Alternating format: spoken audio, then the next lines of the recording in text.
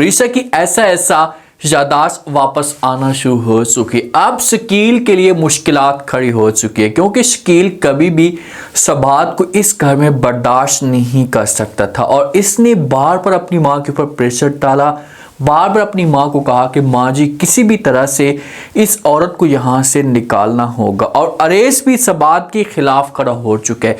अब शकील के लिए मुश्किलात कैसे खड़ी होंगी, कैसे शकील की असलियत सबके सामने आएगी। अगर शकील की असलियत आती है तो उसके बाद शकील के साथ क्या होगा, ये आज की शो में डिस्कस करने वाले हैं। अरीशा ने जो डिमांड अपनी फैमिली के सामने की थी, अपनी फैमिली को कहा था कि भाई किसी भी तरह से आप लोगों ने भाभी को इस घर में लेकर आना है। अपनी माँ को बार बार कहती थी कि माँ जी अगर आप मुझे खुश देखना चाहती हैं तो भाभी को इस घर में लेकर आए। तो माँ मजबूर हो जाती है, माँ का दिल तो नहीं करता, तो ये चाहती है और जाकर ईसा के पास जाकर रिक्वेस्ट करती है, उसे समझाने की कोशिश करती है और कहती है भाई हमारी मजबूरी बन चुकी है, आप जाएं और जाकर सबात को लेकर आ जाए। अब ईसा का अंदर से दिल कर रहा था, लेकिन वो माँ के आर्डर के बगैर कुछ भी नहीं कर सकता। तो इसी वजह से जब माँ ने हुक्म दिया तो ईसा खुशी से भागकर सबात के पास पहुंच जाता है। पहले तो सबात इनकार करती है, लेकिन अरीशा की वजह से, अरीशा की मजबूरी की वजह से वो ईसा के साथ चलने के लिए राजी हो जाती है। जब ईसा के घर में आती है तो सबसे पहले ईसा की केयर करना शुरू कर देती है, इसके आसपास घूमती है। तो इस मामले पे ऐसा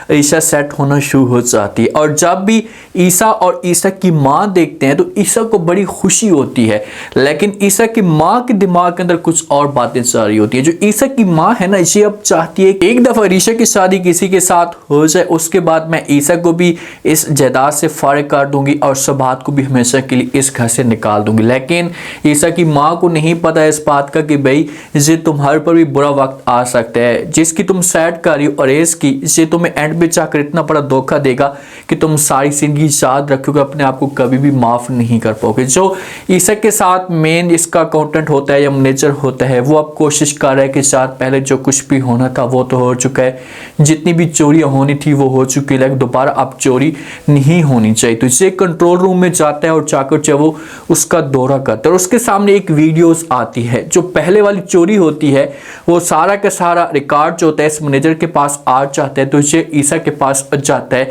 और जाकर उसके साथ खुलकर ये बात शेयर करता है, उसे सारी की सारी बात बता देता है। इसे कहता है कि भाई आज मैं कंट्रोल रूम में गया था। तो आगे से जो ईसा जब ये बात सुनता है तो वो कहते हैं अच्छा क्यों, खैर तो है, आप क्यों गए थे? तो आगे से मैनेजर जब ये बात सुनता है तो ईसा को जवाब देते और कहता है कि मैं इस वजह से गया था कि क्योंकि मैं डिटेल लेना चाहता था, मैं मज़ीद इंफॉर्मेशन लेना चाहता था और जाकर मैं ये भी देखना चाहता था कि जो कुछ पहले हुआ अब दोबारा तो नहीं हो सकता ना। मैं इस चीज़ को मज़ीद सेट करने की कोशिश कर रहा था। और आगे से ईसा कहते हैं कि अच्छा चलो ये ठीक है, तुम गए थे, ये बताओ कि क्या कुछ तुम्हारे हाथ में लगा है? तो आगे से वो बंदा कहता है कि हाँ मेरे पास वो वीडियोस आ चुकी हैं, मैं बहुत जल्दी वो वीडियोस आपके सामने रखूँगा। अब जैसी वो वीडियोस आएंगी तो हो सकता है कि उस वीडियोस में शकील लाजमी तौर पर सामने आए और जब शकील सामने आएगा तो उस तरह से फिर ईसा को शकील के ऊपर शक होना शुरू हो जाएगा। ऐसा शकील की असलियत ईसा के सामने खुलना शुरू हो जाए। लेकिन इस वक्त ईसा शोर नहीं मचाएगा, ये मैनेजर को बोलेगा कि भाई आपने कोई भी ऐसी बात नहीं करनी, किसी किस्म का कोई भी शोर नहीं मचाना ताकि किसी भी बंदे को शक ना हो। ये मजीद सबूत अपने पास इकट्ठे करने की कोशिश करेगा।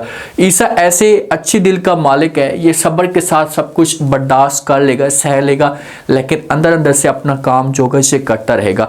अरीशा ऐसा स्टेबल होना शुरू हो जाती है। जब से सबात आई है ना तो सबात ने अरीशा की इतनी केयर की है, इसका ख्याल किया है कि ऐसा अरीशा अपनी हालत पे आना शुरू हो जाती है और इस मामले पे माँ को बड़ा सुकून भी मिलता है और माँ बड़ी खुश भी हो जाती है। अब माँ और अरीशा एक साथ बैठे होते हैं, अचानक अरीशा अपनी माँ के सामने ऐसी बात करती है कि माँ इस मामले पे बड़ी शॉक्ड हो जाती है। अरीशा अपनी माँ को कहती है कि माँ जी सरमत, ये सरमत का नाम लेती है। तो माँ तो नहीं चाहती, माँ चाहती है कि भाई अरीशा के सामने सारी की सारी बाकी पुरानी बातें याद आ जाए, ये ठीक हो जाए, लेकिन सरमत का नाम इसके सामने कभी भी ना आए।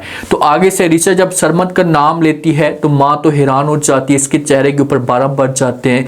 ऋषा अपनी माँ को कहती है कि माँ जी ये सरमत कौन था, सरमत भी मेरे साथ था, मैं भी इसका नाम मैंने कभी सुना हुआ है। तो माँ बात को घुमाने की कोशिश तो ज़रूर करेगी, किसी और तरफ बात को लेकर जाएगी, लेकिन ऋषा अपनी माँ के सामने से बात रख देगी। अपनी माँ को कहेगी कि माँ जी मैंने सरमत के साथ मुलाकात करनी है, मैं सरमत को जानती थी, मेरे दिमाग में सरमत आ रहा है तो कोई ना कोई मेरा उसके साथ रिश्ता होगा। जब ऐसा की बात होगी तो फिर ऋषा अपनी माँ के लिए इतनी मजबूरी खड़ी कर देगी, अपनी माँ को कहेगी कि माँ जी जब तक आप लोग मेरी सरमत के साथ मुलाकात नहीं करेंगे मैं ऐसे नहीं सुकून के साथ बैठूंगी, पहले मैं सरमत के साथ मुलाकात करूंगी। जब सरमत के साथ ऋषा मुलाकात करेगी फिर जाकर ऋषा के दिल को सुकून मिलेगा और ऐसा और भी बेहतर हो जाएगी। और एक लम्हे के लिए अगर देखा जाए ना तो माँ के दिमाग के अंदर भूसा ना होता तो माँ सोचती कि यार यही सब बात है, ये सरमत है जो मेरी बच्ची की ज़िंदगी को दोबारा बहाल कर रहे हैं। अगर ये दोनों मौजूद ना होते ऋषा के पास तो कभी भी ऋषा बेहतर ना होती। अब शकील के लिए मुश्किलात क्या खड़ी होंगी, शकील के लिए कौन सा मसला खड़ा होने वाला है। शकील देखिए कि सुकून के साथ घूम रहा है लेकिन उसके दिमाग के अंदर एक परेशानी चल रही है। ये बार बार अपनी माँ को कह रहा है माँ जी चाहे जो कुछ भी हो जाए हमने जो हासूत में सब बात को इस घर से निकालना है। लेकिन माँ कहती है कि चलो ठीक है मैं कोशिश कर सकती हूँ, मेरे पास कोई और ऑप्शन मौजूद नहीं है। ये इनकी नज़र पैसे के ऊपर भी है। अब ये चाहते हैं कि अगर असलियत इनके सामने खुलती भी है, अगर ईसा की माँ को और ईसा को सब कुछ पता चलता भी है तो उस वक़्त ताकि बहुत देर हो जाए और सब कुछ हमारे कंट्रोल में आ जाए। शकील और शकील की माँ की सोच है लेकिन ऐसा कुछ भी नहीं होगा।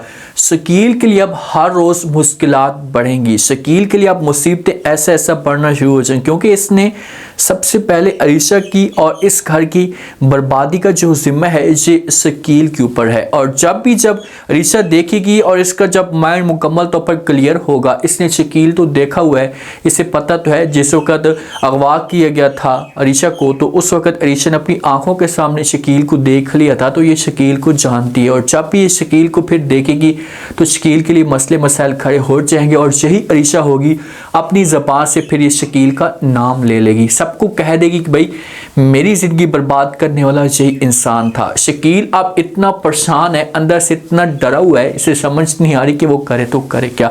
जब अपनी माँ के सामने ये ऑप्शन भी रख चुका है कि माँ जी हम ऋषा को किसी तरह ख़त्म करवाते। अरेज जो है ना, ये अरेज अपनी माँ के ऊपर हर रोज़ प्रेशर डालता जा रहा है। अपनी माँ को कह रहा है कि माँ जी अगर सबात दोबारा इस घर में रहती है तो मैं फिर हमेशा के लिए घर छोड़कर चला जाऊँगा, घर में कभी भी वापस नहीं आऊँगा। लेकिन माँ समझाने की कोशिश कर रही है कि ऋषा की वजह से हमारी मजबूरी है, हम सबात को इस घर में रख रहे हैं, लेकिन जब ऋषा की हालत बेहतर होगी तो जैसा आप चाहेंगे वैसा का वैसा होगा। अब माँ अरेज के साथ मिली हुई है, ऋषा को धोखा देने वाली है, लेकिन इसे नहीं पता कि भाई जिसके साथ तुम मिली हुई हो वो बंदा तुम्हें जाकर धोखा देगा। एक दफा उसके नाम आप जायदाद कर दें फिर जाकर आपको लग पता चले ऐसा ठीक था, ऐसा अरेज ठीक था, अरेज के कंट्रोल में सब कुछ चलत जाएगा तो फिर आपको वो किक मारेगा और यही ईसा आएगा और आकर आपकी सपोर्ट करेगा, आपको संभालेगा और फिर जाकर आपको अपनी गलती का एहसास होगा। उम्मीद है आज का रिव्यू, आज के टीजर आप लोगों को पसंद आया होगा। आप लोग कमेंट सेक्शन में अपनी कीमती लास्ट में आपको क्या लगता है, क्या सरमत ऋषा के साथ मुलाकात करने के लिए आएगा, ऋषा कैसे शकील को पहचानेगी, शकील के लिए आप मज़ीद नेक्स्ट एपिसोड में क्या मुश्किलात खड़ी होने वाली हैं, लास्ट में फीडबैक दें और चैनल को लास्ट में सब्सक्राइब कर दें। शुक्रिया, अल्लाह हाफ़िज़।